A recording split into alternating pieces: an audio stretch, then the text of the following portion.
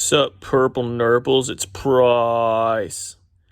Don't ever be that kid in class that sharpens his pencil when it's really, really quiet.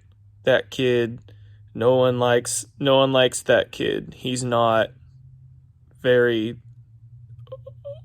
aware of what's going on around him. You don't want to be that guy. One time I saw that guy and he was sharpening his pencil, and like a whole pack of mosquitoes just picked him up and took him into the sky, and then that was it. No one asked questions. He's just gone forever. If you think about it, he got what was coming to him, you know? You sharpen your pencil in a room where everything's really quiet, and it's just like, I'm just trying to focus on my really cool picture of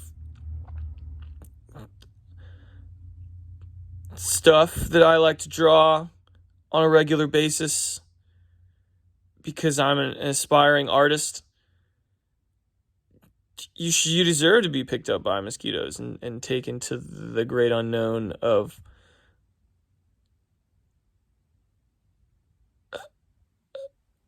Pryce.